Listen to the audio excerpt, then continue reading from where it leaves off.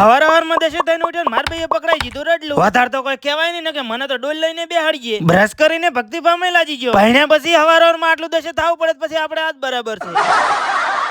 અલ્યા માર ભાઈ હવાર માં શું કૂટે આવું? પેલા ખાટલા પડ્યા ધોવા લઈ જા ને કે વસ્તુની જગ્યાએ તું કૂટાતો હશે. જો હુકુમ રાજમાતા, ફટાફટ વાયથી નીકળવા દે, ખોટું ઉડતું તીર લેવું. ઢોરો બીજો પાઈ દીધો ને સકડો લઈને હું નીકળી જતો વર્તી કરવા. ફોલોવર બધે સકડા પાછળ લબડી ગયો ને આયરો મારો નેહાળ્યો ભાઈ બંધ. સેલી બેટરી બની જતો લુગડે ફાટેલા પહેરો છો. હા તે સેલી બેટરી બન્યો છો, કોઈ કરોડપતિ નહીં. સકડામ રેત ભરાય એટલે કડે હું આવી ગયો તો દિનેશભાઈ ના ઘરે. તમાર ઘેર આયા છે, કોક પંખો બંખો કરો ચાલુ. હા તે લબડા આટલું મોટું નહીં દેખાતો. Oh my mistake. આડાવડું થયો ને આલ્યા વગર રીતિ ખાલી કરે જોઈ લો ને. આરે અમન વર્દી હાલવા વાળા. અજીબો શાન સહિંસા.